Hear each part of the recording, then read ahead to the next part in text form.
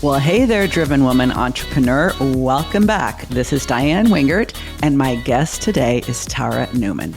Tara is an organizational psychologist, a certified profit-first consultant, host of the Bold Money Revolution podcast, and leader of the Bold Profit Academy. I guarantee you we had a bold conversation. It's like go bold or go home.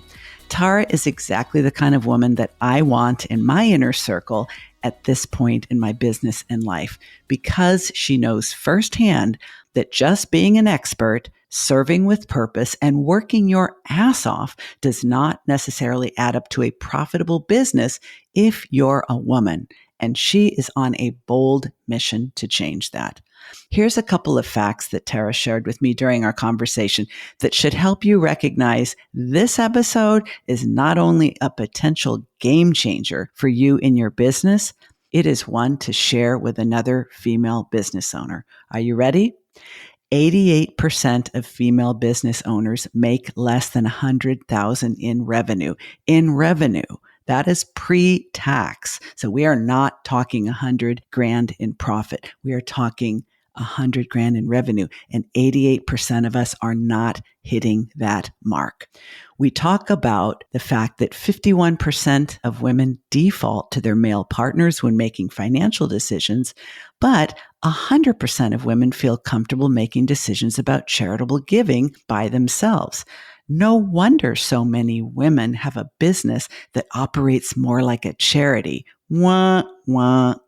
Tara talks about the owner's statement and how she differentiates between personal values and business values. And we get all up into a conversation about how most women want a remote business, but they don't necessarily want an online business. I want to make sure that you lean in and listen up to this episode because it is a powerful one. And Tara brings some fun too, because her analogy of the zombie apocalypse and which Walking Dead character you are is not to be missed. Now, please listen, take notes if you want, but most importantly, stay all the way to the end. And please share this one with another female business owner you know who needs to hear this bold message. Here we go. So this is a conversation that I have been looking forward to for a very long time, not only because Tara Newman is someone that I follow because we have a lot of badass women in common in our respective ecospheres, but because her expertise, her zone of genius, her awesome sauce is like bullseye in the area that I am finding coming up again and again and again with the women that I work with. And here it is. They went into business because of their passion and because of their purpose. But a huge percentage of them were not paying attention to profit. And like, this is what you do all day long. So let's just hit it hard from the beginning. Why, oh, why is this the case with so many women? So what I have found, and I have done a tremendous amount of research. I am a researcher by heart. My background is in industrial organizational psychology, which is a mouthful, but it's really the study of human behavior, work, and in business. So my start to my career was in academia and in research labs. Mm-hmm.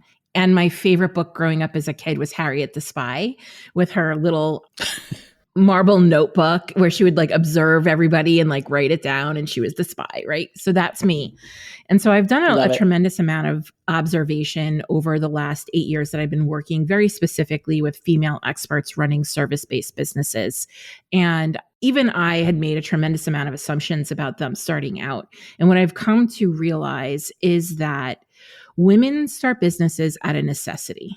Nobody wakes up one day and says, I want an 8-figure business with $100,000 months that you see on the internet. They start a business typically out of necessity. They have childcare issues. They have chronic illness. The most competent person in the office, but not compensated that way. And the stress is making them ill. And they want to regain some level of autonomy and agency in their lives before they know something really bad is going to happen to their health. And they take this big, bold, naive leap with the sole purpose of getting paid, replacing their corporate traditional 9-to-5 salary through business ownership. They want to earn income independent of an employer. And then what happens is they get scared, which is totally normal. And they flick open their app, their phone, and their apps. And there's all this noise in the space of telling them what they should do and what strategy they should apply and how to make money overnight and how to get clients now and make bank and crush it and all those things. And their insecurity and their fear and their vulnerability and their lack of self-confidence takes over. And they go careening off down this profit-depleting rabbit hole of online business education. And they get twisted up and turned around, never really getting the actual knowledge and education that they need, because that is less sexy than what is being sold in these marketing messages, which is like sex and candy in a single bite. It's true. It's fact. Women have always been told what they should want, right? And in our current online environment, women are currently being, the last 5 years, they've been told they want to start their own business. They want to be an online entrepreneur, and they want to have a 6-figure business with passive income, and that the marketing part should be easy. And so it sounds good. It certainly sounds a lot better than having a tool of a boss and set hours and, difficulty managing the other parts of your life. But once we buy into that, once we're on the hook, we are going on Mr. Toad's wild ride and told, okay, well, now that you want this, these are the things you have to do to get that.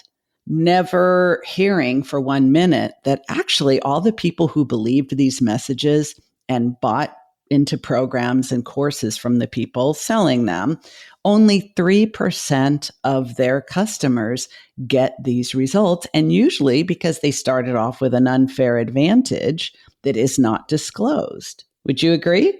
100%, 1000% agree. And what happens is once you get into this, like I call it like a Ginsu knife matrix, like funnel, and wait, there's more, and wait, there's more, that they're constantly selling you. Yes. Right? And the reality is it's intentionally confusing and complicated because it wears you down and you're not able to make good decisions when things are intentionally confusing and complicated. So once you start getting into it, it really kind of takes you down this rabbit hole. I had a call with a woman. I mean, I'm getting these calls every day, but I had a call with a woman who lost her retirement to these outrageously, grotesquely expensive programs that really don't deliver the steps and the tangible skills that women need to profit, to make sales, to make things easier on themselves, to understand what is passive income and what isn't passive income. There's a lot of lies being told.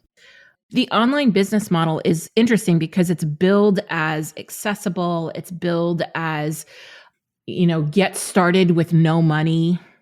And it's just a lie. It's one of the most complicated business models I've ever seen. The amount of money that you have to spend in people telling you or showing you or learning what you think you need to do, and then the team to implement with all the crazy technology. There's this woman who does she's like one of these teeny bopper influencers. I am not a teeny bopper. So, she's in her 20s and she's like, I'm clearly not a teeny bopper. Run a successful coaching business using Instagram or whatever. And then she's like very vulnerably shares her behind the scenes, which are a hot ass mess. So I'm not really sure why anybody's trusting her to run a successful coaching business. But beside that, she actually put her numbers down. And I anytime they do that, I rip the numbers off and I'm like, let's actually run them. Let's actually see what's happening. And they're never profitable. But the interesting thing about this one was the numbers were startlingly similar to my husband's manufacturing business, his brick and mortar manufacturing business in a high cost of living area where her expenses are more expensive than his for a brick and mortar, leasing a space, 20 employees with cost of goods. And I'm like, this is insanity. And I think the time has finally come for truth tellers like you and me and a couple handfuls of others who realize we've bought into cults. This is not healthy. It is not profitable. It is not sustainable. And now we're trying to pull people out of those sinking ships, hopefully before they go bankrupt, hopefully before they lose their retirement, hopefully before they lose custody of their kids.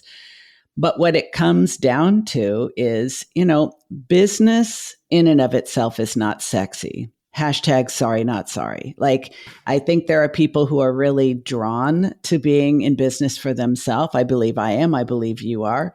But I personally don't think every woman should be an entrepreneur. I don't think everybody is cut out for it. But I think that's sort of presented as like the glamorous, sexy thing. And when somebody has a job that they really like, they're on a career path that they really like.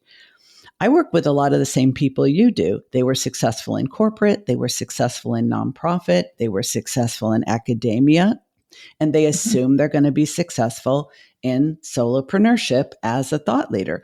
But what they don't know is really hurting them. And I think the notion that profit really does need to come first, the training that you got to be able to really help other women in that way, I think one of the first things we have to do is take the bitter aftertaste out of the word profit, because women really struggle with that word, I think. Women struggle with anything having to do with money and sales and marketing, which is unfortunately the key. Okay, we're going broad.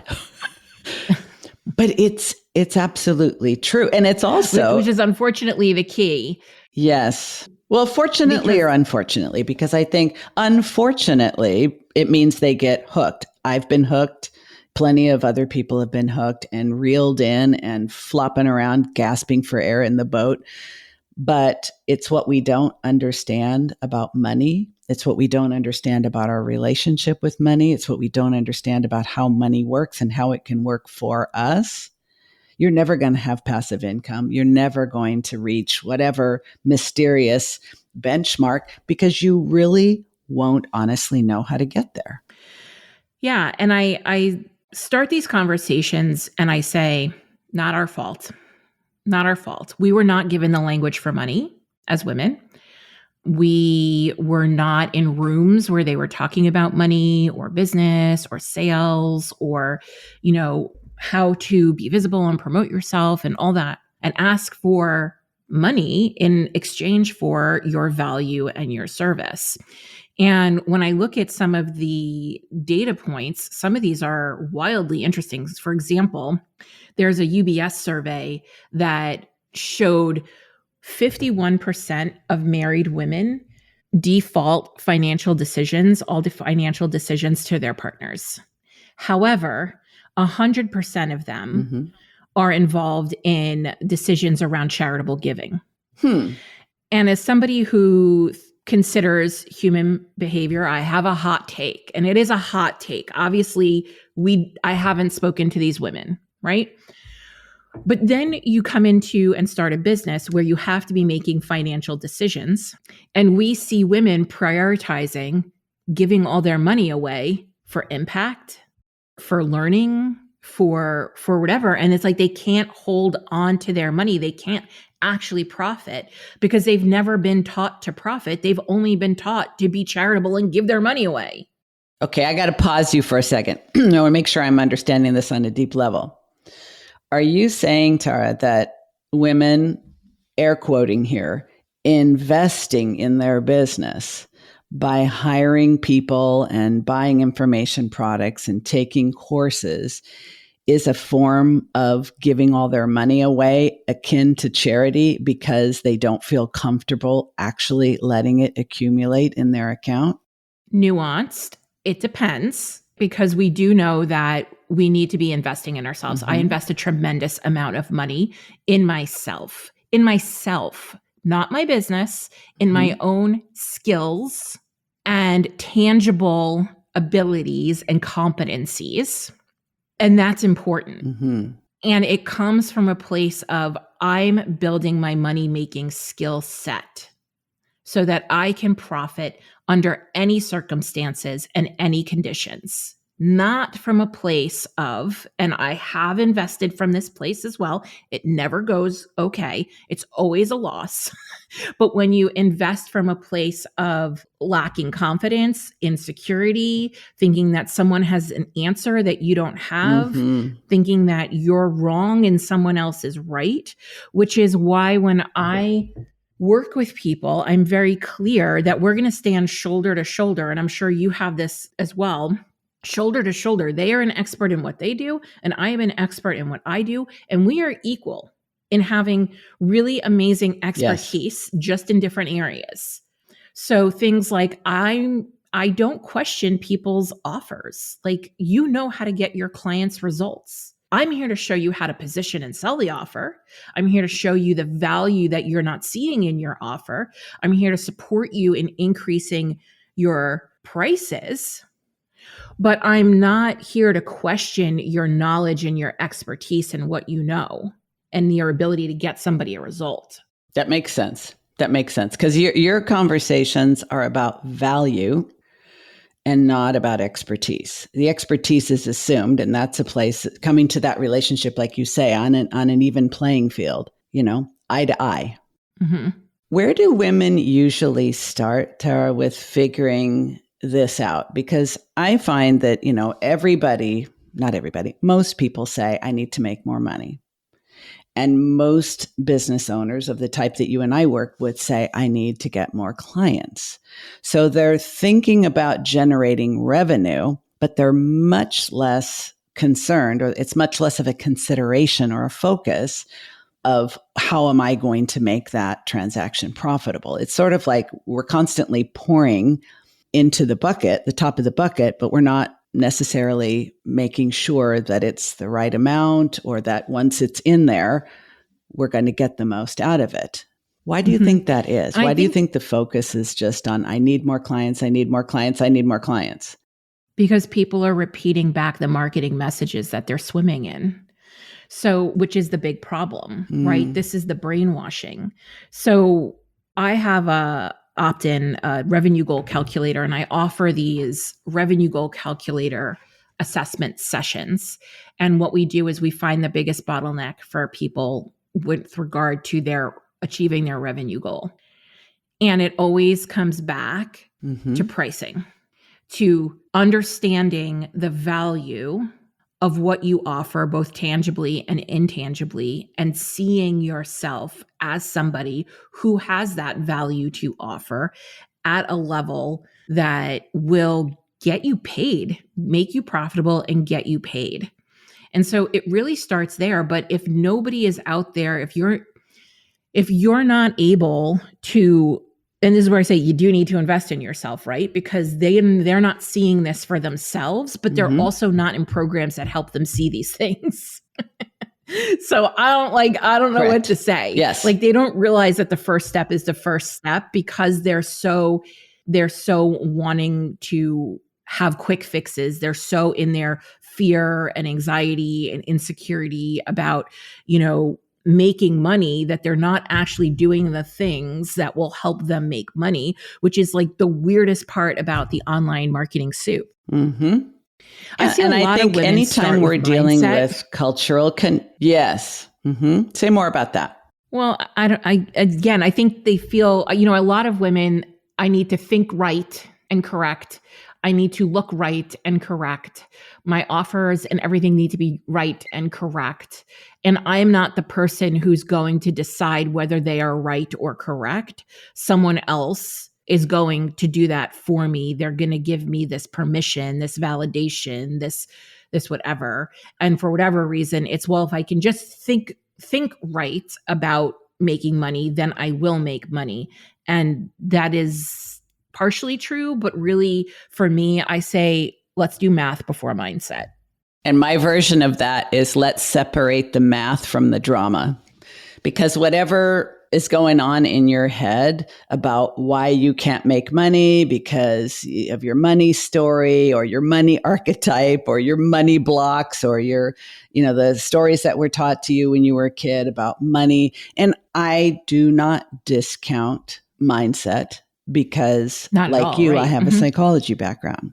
However, it isn't the whole story. And you can get a ton of improvement in your money mindset and still be broke as a joke in your business because you do not actually understand how to be profitable. Now, when you decided to become a profit first consultant, do you ever, I'm just curious if you ever get feedback from women that, well, but does it actually have to be profit first? I mean, like I want to make a profit, but like, I just don't really feel comfortable making that the top priority. 100% I've heard I'm not motivated by money. Definitely have people who come to me who want to make an impact. And to be honest, if that's what they're leading with, and after I ask them a bunch of questions, if they're just very compelled that they want to share their story, they want to have an impact, they want to impact millions, I can't work with them because impact comes through income, period. We can slice this however many ways that you want to, but in the reality, you're going to have a bigger impact once you have that income. Now, as far as like profiting first, and to me, it's just more that they don't understand. And they even know, the women that I see, they know what they know that they don't know something. They're just looking for what that is in the wrong places. 100% agree. And I would imagine that by the time they reach you, Tara, they have probably been looking for business love in all the wrong places, following all the wrong people, getting whipsawed by confusion and depleted emotionally, financially. Their confidence is down because it's like, it can't be this hard. And actually, that's probably perfect timing to work with someone like you because they have the awareness that business is hard and complicated, and there's got to be a better way. And in fact, there is. It just may not be as sexy as what you've been taught to think is sexy, and you may not find a bunch of other people talking about doing it that way, which can be scary. One of the things I think is really interesting about your business is that you talk about bold money and bold leadership, because in my experience, women do have difficulty with money and they have difficulty identifying themselves as leaders, even though they have been in positions with a tremendous amount of responsibility over either a big budget or a bunch of people. But it's like identifying that you are a leader seems to be another stumbling block, but it's absolutely necessary to unlock, I think, their full potential, whatever size business they're in. Yes, I agree. And, there's also the component. So when I work with larger businesses, I work with all different ranges of business in different industries. It's actually what I like most about my work is that, when I go and test strategies, I'm testing them across various industries, various different size companies, different personality styles of CEOs and things like that. And when I'm working in larger businesses, like my largest business that I work in, or they're between like 60 million and 100 million in revenue, the one thing that we work on the most for their leadership is having difficult conversations. And there is nothing more helpful for your money and your sales is to be able to have difficult conversations, which is a leadership skill. So it really does all tie together and factor in. Preach. Actually, having difficult conversations is something I consider to be a superpower of mine because I'm relentlessly honest. I'm relentlessly curious. If I feel like I don't fully understand a situation, I just keep asking more questions.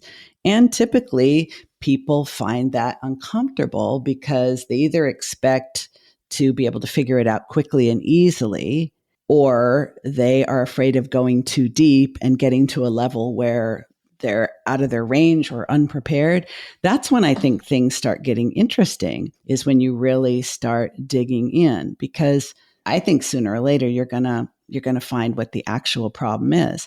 But it all makes sense how all these things are connected. If women haven't been taught about money, haven't been taught about leadership skills, don't feel comfortable having those challenging conversations, we are limited in every possible way, whether we are in business for ourselves or we work for someone else. And those are the very things that, this is maddening. Okay. We come from similar world academia.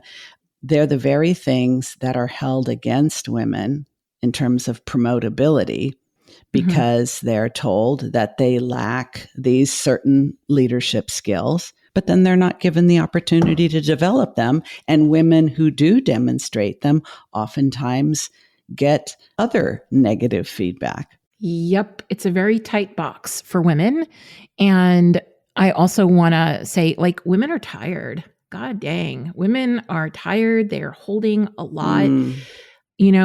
Just from my own personal life, my husband owns a business. I own a business. We have 2 kids, teenagers, and he's just been traveling for 3 weeks of the last 4 weeks. And I'm running a business, delivering service, got 2 teens, got 2 dogs, got a house, got a mother who is requiring more support than I thought she ever would, where we are right now. And it's, I've got it all on my plate. And so women do not need complicated business strategies and tactics that create more overwhelm in their lives. They have enough.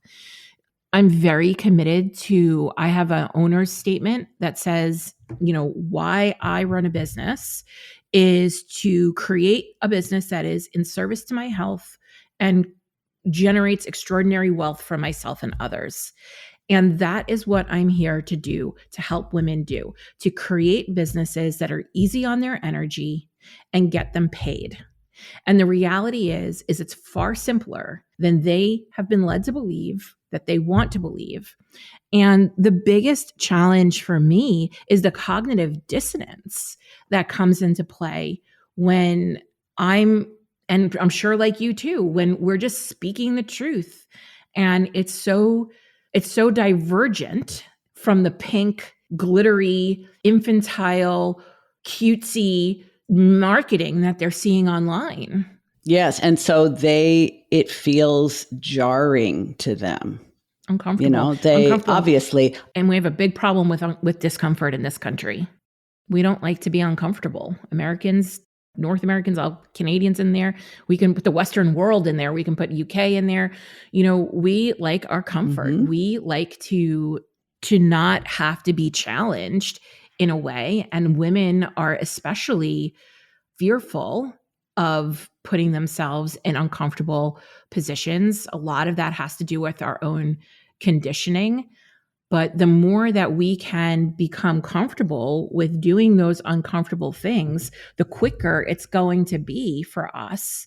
And the pushback for me always comes with people who are like, but this is systemic, but this is our conditioning, but this is but we've been penalized on one side and the other. Yes, we have. 100%. I'm not denying that. That is true. And are we going to be victims to that? Or are we going to rise above that? Because now more than ever, there are tools and are information and sources and resources for women to move beyond that place. I would also link in boundaries. Yes. To this conversation, because it's, boundaries, whether it's, I can't do that. Like you just talked about your husband being gone for 3 of the last 4 weeks. My husband was also gone for 3 of the last 4 weeks. My kids are grown and flown, but I have a new puppy. It's like a new baby, basically, and the household, and we just moved and all of those things.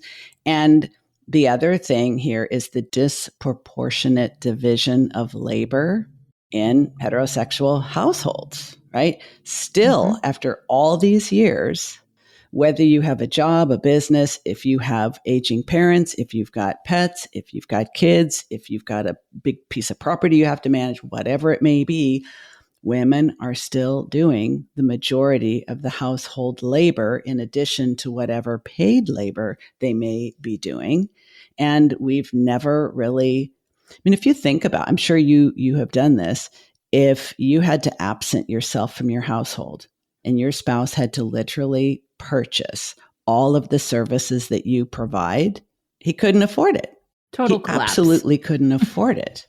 But yes, it would be a total collapse. Well, if and on a systemic level. And you know what? I totally agree with you that you and I both have privilege that some female business owners do not have. And I also don't think that that should end the conversation about what any one of us individually are capable of doing. It's kind of like, should we not try to change any of these things in our personal lives because these are systemic issues? I think if enough women are changing them and talking about changing them, and other women realize, even if they don't look like us or don't have the exact same circumstances as us, we can still educate them, we can still inform them, we can still inspire them. I don't know how we have any chance of the systemic culture changing without us. Do you? I don't. I think that that's why women need to be profitable. And back to your example of, or your point with boundaries, profit is a boundary for me. There is no business without profit and without paying myself, which is required. Profit is required to pay yourself, because most women that I speak to, so first of all, 88% of women small business owners are earning less than $100,000 in revenue in their business, which doesn't leave them a whole hill of beans to pay themselves. And the majority of women and so this is true. This statistic was put out back in 2018. I don't think anything's changed. If anything, it's gotten worse, to be frank. It's grim. And that doesn't really leave a ton of money for women to pay themselves. And the fact of the matter is, most women that I talk to aren't paying themselves. And that's unacceptable, because we're putting in, as an expert, you can go right now and get a job making six figures without a doubt.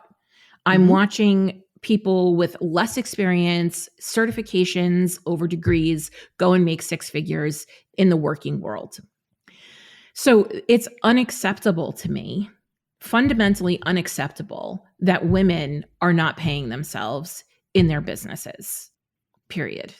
The amount of effort and experience and energy that goes into owning and running and delivering in your business requires you to make more money than you're making. And while I think most women agree with that philosophically, when you actually start doing the numbers, you have to address the cognitive dissonance. I mean, I see it in people's faces on the Zoom screen when you realize you're saying something that's disruptive, like their brain literally hurts because they say, I never thought about it this way. Well, yes, and that's why you're here. And I didn't think about it that way. Let me tell you a little story. I was a single parent for a decade. I got divorced when I turned 40, and my kids were 10, 12, and 15. I supported them on my own dime for 10 years, including putting all of them through first community college and then state college, putting braces on their teeth, helping them get their first shitty car and get prepared for adult life on their own. I did that at my own expense. I did not contribute to my own retirement for those 10 years, I never got braces, by the way. So it's like, this is a typical mindset for women. I was focusing on being proud of the fact that I was a head of household and I was able to support my family without, I didn't get child support and things like that, but I did so at my own expense. So was I really winning? Not really. And I think that I realize after talking to so many different women that is very typical. If we have children, we're so focused on making sure their needs are being met that we typically do so at our own expense. Well, I think so first of all, thank you for sharing that story. And I'm really proud of you. Not that you asked me to be proud of you or anything like that, but I think you did an amazing job. I think that should be something you're proud of. And I get what you're saying with the kind of setting yourself on fire to do that, but that's an incredible story. And I think that so much of that is just buying into this narrative that we have, that this conventional, traditional narrative that doesn't take into account any specifics about somebody's individual situation at all, right? And that's where we need to be challenging our beliefs is, how would this look if I did it unconventionally? How would this look if I didn't follow the rules? How would this look if I was brave enough to buck the system and go against the grain? Because women have been raised to be good girls. I mean, we are so the good girl next door. I mean, look at that in a marketing message. We all know who the good girl online is, and we see her marketing message, and it is like moths to a flame trying to be the good girl online. And that is not going to get you very far. You need to be the woman who makes decisions that align with her values and what she wants in the world. And to also know that looking back and like Diane has done and had this self-reflection, that's a wonderful learning and a lesson in your life. And, I went bankrupt, and that's like the best lesson for me. I'm not here because I've always succeeded or did things perfectly or didn't make a mistake. I'm here because I failed miserably. I'm here because I spent the majority of my time thinking that I was a nobody, not that I thought that I was a somebody.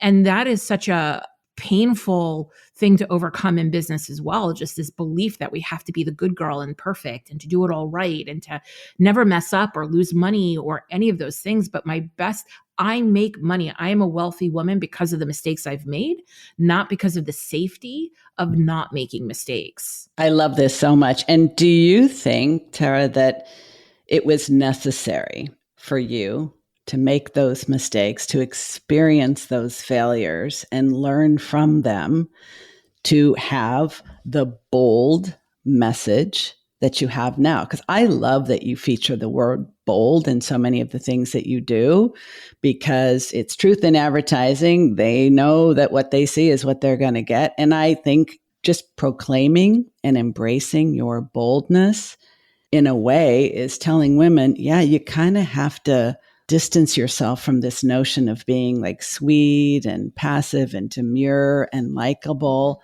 if you actually want the things that you actually want. And if you're attracted to boldness, you have that inside of you too. But I think that women are terrified of failure. And that is the number one reason why we don't succeed, because we believe that if we fail, we are a failure. If we make a mistake, we don't have what it takes. But I don't think most men who are successful expect to succeed right out of the gate. And that's probably the dirtiest little secret that we should start telling little girls in grade school is plan to fail and get up and try again. And we don't do that. We have a real failure to manage expectations in the space of business, especially online. We're just not truth-telling enough. And the reality is that I still fail and make mistakes. I make mistakes every day. I lose money all the time. I just don't make a big damn deal about it. And that's why I go out and I make more. I'm like, okay, I made this mistake. What did I learn? How am I going to use this to go make more money? I started off in my business, and this is hysterical, and I'm always really embarrassed to share this. I've been with my husband for 27 years. We've been married for 22. And before we even were married, I gave him my paycheck. I just handed over my paycheck. And I'm like, here, dude, you do with it. Like, I couldn't be bothered. I didn't want to know.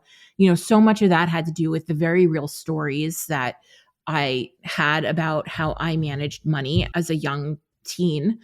that stories that my parents and family reinforced and all that stuff. And I did not start managing money until I started my business. So the first year in business, he did my books. At the end of the year, after they were a total mess, and I was like, I think I need to pay taxes on this. Like, how do we do this? Here you go. And he's like entering all my expenses, and he's not thrilled. I wasn't thrilled. That was really uncomfortable. And I really vowed that I was going to gain financial literacy after that.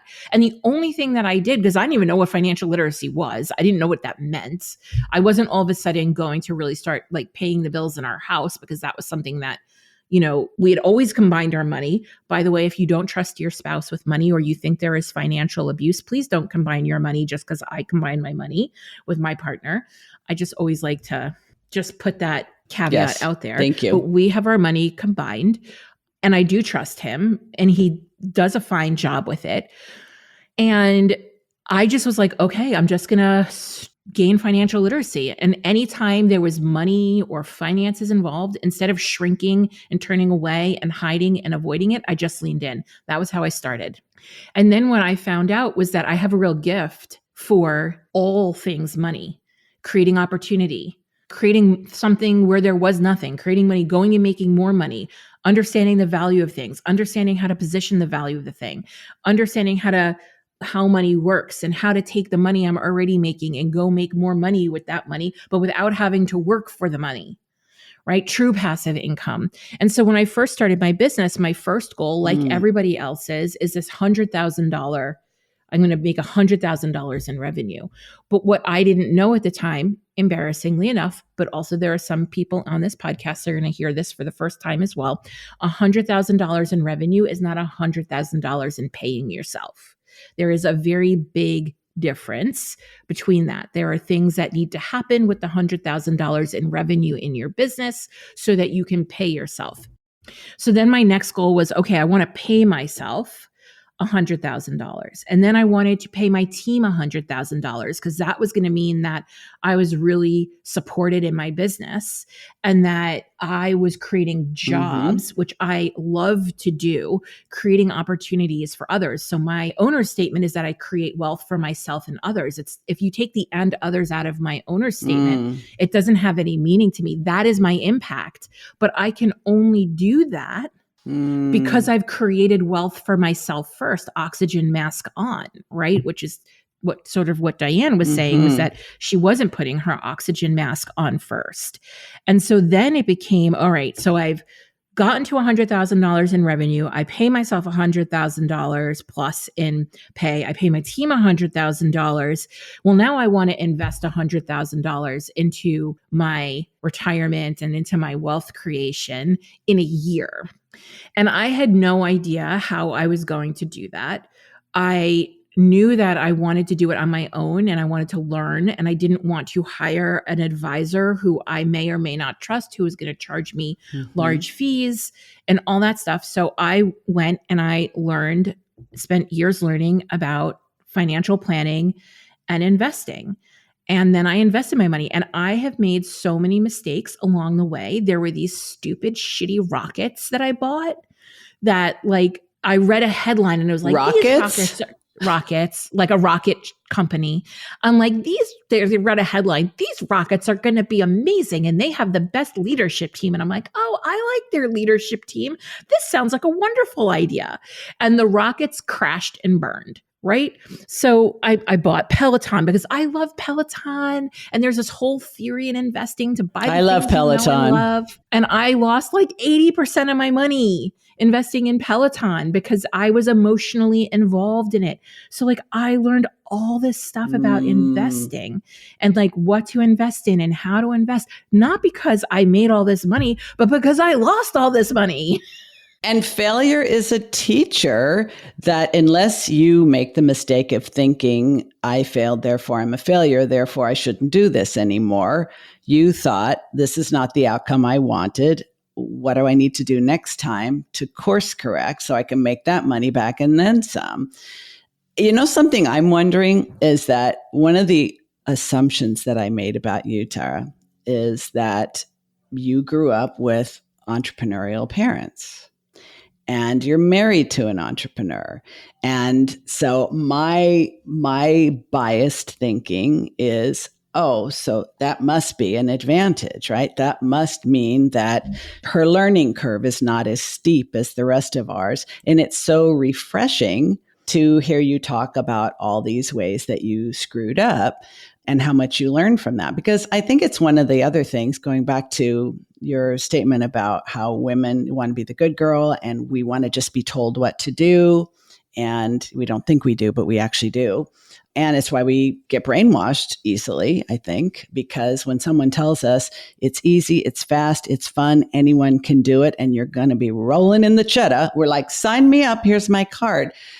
You are demystifying, even for me in this conversation, some of the assumptions that I made about you, because I have this belief, maybe until now, you might have just relieved me of it, that if you grew up in an entrepreneurial family, that it's kind of a fast track path to your own success. And that's not what I'm hearing. Yeah. Okay. So interestingly enough, one of the things that when I work with these larger businesses, they are often multi-generational businesses and I'm supporting them in transition. And I also grew up in an entrepreneurial family. Yes, 100%. And so this is such a great, nobody's ever asked me this. Nobody's ever said this to me. And I think this is awesome. So thank you. Couple things. My dad started off sweeping floors. He was struggling to hold down a job. He had done a stint in, at the time, a mental institution and was put on lithium and was rejected from the Vietnam draft. So this was not a stable human. And so he started by, and I mean that with absolutely no disrespect at all or judgment or anything like that. It's just a starting point, right? And he started by sweeping the floors in this business, and decades later, he went on to buy it. So what that taught me was work ethic. He had quite the work ethic. Yes, of course, I have stories around having to be productive all the time. Thanks, Dad. Right? But he really taught me how to work, and he made me work for everything. I wanted to travel between college and grad school. And he was like, you've got bills to pay, and $10 an hour. This is in 1998, folks. So forgive my numbers here. And he's like, $10 an hour is not going to cut it. You need to go get a real job. And likewise, he would not, while I worked for him while I was in school, he would never, no matter how much I asked and begged, and I did, would never let me come and work in the business, because he wanted me to go and do work that I was passionate and proud of, and not work that I was doing because it was a family business. He never talked to me about money. I knew that he had anxiety and stress about money, but he never really talked to me about money. And that's actually a commonality among the business owners that I work with in multi-generational families, that this was not knowledge that was transferred and passed down. And as a matter of fact, for those who were born into a lot of money because of their parents' business, it's actually terrifying, because they were left a sum of money that they have no idea how to earn if they ever lost it. So they have a tremendous amount of scarcity, more so than anybody else I've ever really seen, because they don't understand how money works. They're responsible for it, and they wouldn't be able to make it if they had to on their own. So that's really interesting. I have no idea how much my dad is worth. I have no idea if he's worth anything. I have no idea if I'm getting money as an inheritance. He liquidated his whole business. Inheritance. Sold it. He sold the whole business without anybody working in it or getting a part of it or anything like that. And as far as my husband goes, and you have to realize too that my husband's father was an entrepreneur. They had no education. They didn't know how to run a business. And that's true for a lot of that school of thought, right? My dad happened to be a voracious learner. And so he was always interested in passing on lessons. So he taught me how to learn, not necessarily how to run a business. Although I watched him, I emulated him. If you asked me when I was 4 or 5 what I wanted to be when I grew up, I would say in charge, because he was leading and he was in charge. That's my girl. The greatest gift that I think my dad did give me was he never gendered my sister and I. He never treated us like girls. There were two girls in my family. We never wore dresses. I was a tomboy. I thought I was a boy for a very long time growing up. He never treated us like boys or girls. It was very agendered. And I think that was probably one of the greatest gifts that he did give us, even though it caused a lot of confusion later in life, to be clear. And as far as like my husband's concerned, you know, he has his skill set. I have mine. And I hope he never listens to this podcast, because there was a really long period of time where he was turning around the business that he took over from his father, where we share a mutual accountant. And his accountant was like, I think you need to come and run the business. I think, you know, would you consider coming and being the CEO and letting him go and do the ops stuff? And this was at the very beginning of me starting my company. And I was like, no, I'm not going to set myself on fire. He will figure it out. He has paid me to come into his business and do work. He receives regular and consistent coaching at the dinner table. And, you know, he's equally supportive of me. But, you know, and I have learned a lot from my husband, like I would learn from any other co-entrepreneur who has these, you know, very maybe more honest conversations than you would have in a mastermind. And he understands, he's really great because he owns a brick and mortar business. He's really great for like when I show him shit that people are saying online.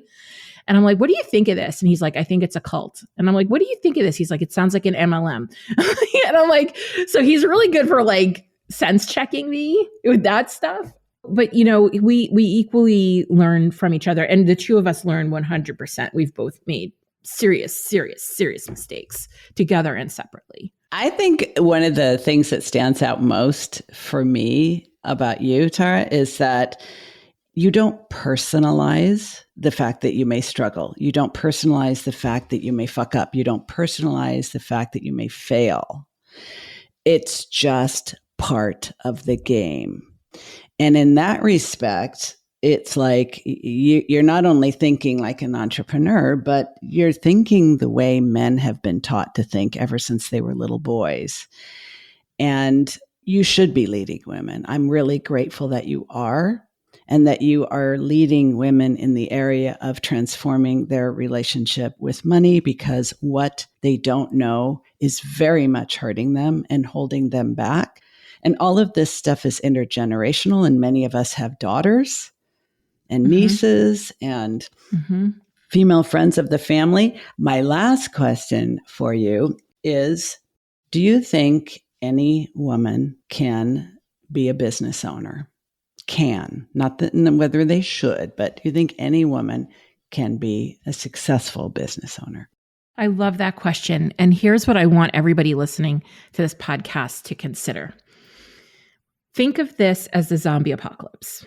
All right. I know some people really have like a strong opinion about zombies, but like, let's think about this like the zombie apocalypse. I've loved watching The Walking Dead until like, I don't remember, maybe episode 9 where things got really wild. But it's a zombie apocalypse. And there are 3 types of characters in a zombie apocalypse. There is the one who is like, I'm just going to take the cyanide tablet, pop it, done. Right? They're out. They're like, I'm not even going to spend any amount of energy trying to figure this out.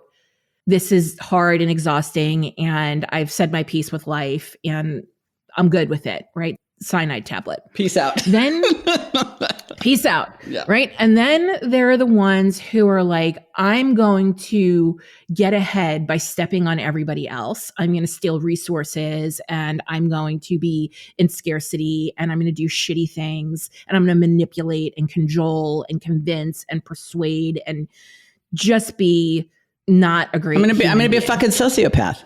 Zombie. I'm going to be a sociopath. Yes. Yeah, I'm going to be the zombie equivalent of a sociopath. Mm-hmm.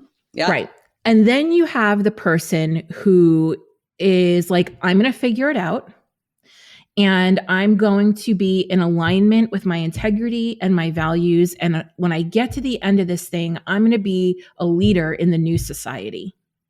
And I'm going to help create something wonderful and beautiful after this time of sorrow and despair and bereavement and Holocaust. And so I want you to seriously consider which one of those 3 archetypes you feel aligned to, and you will know whether or not you can and should be a business owner. Girl, did you just make this up on the spot? I think about lots of weird ass shit, Diane, in my free time. Same.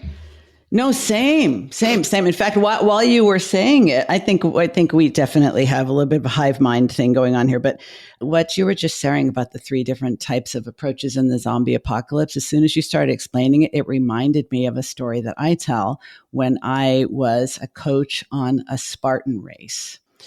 I could do nothing for the people who are the elite athletes who could scamper up the 30-foot rope like a monkey and flip upside down, ring the cowbell with their feet, and then scamper down and go on their merry way. They didn't need anything from me, and I didn't try to offer them something. I also couldn't do anything for the people who took one look at said rope and thought, hell no. So they took the alternative and did the 30 burpees, which is the requirement if you refuse to attempt one of the obstacles. The ones that I actually grabbed the bullhorn and called out to them individually and helped them make it the rest of the way up the rope were the ones who could get about 70 to 85% of the way by sheer will and skill. But then they stalled out physically, emotionally, mentally. They just couldn't go any further. They were totally shaking. They didn't want to quit, but they couldn't go any further. I'm like, I can help you close the gap. So I think it's like knowing what you're called to do. If you're called to lead and you're okay with being really, really, really uncomfortable, then I think you are called to be a business owner. Wasn't that a powerful conversation? I only recently connected with Tara Newman, and I already have so much respect for her. I want to make sure you listen to her, you learn from her, and you continue to follow her because this lady is the real deal. You know, I like to think of myself as the speaker of uncomfortable truths, and I think Tara can actually share that title with me. Because what women don't understand about money and their relationship with money is holding them back. Even women business owners. We need to learn more. We need to do better. And it's really the only way that our business can be successful and sustainable is to be profit first and not let ourselves burn out in the process. So I really want to thank you for staying all the way to the end of this episode. Make sure you click on the link in the show notes. Check out Tara's website, her podcast, and so much more. I'll be back next week with another No BS straight shooting solo episode. And in the meantime, stay driven. You've been listening to the Driven Woman podcast with Diane Wingert. Want more straight talk and strategy each week that will take you from spinning to winning? Don't forget to hit subscribe in your podcast player so you won't miss a single episode. Then head on over to the Driven Woman free and private Facebook group community. See you there.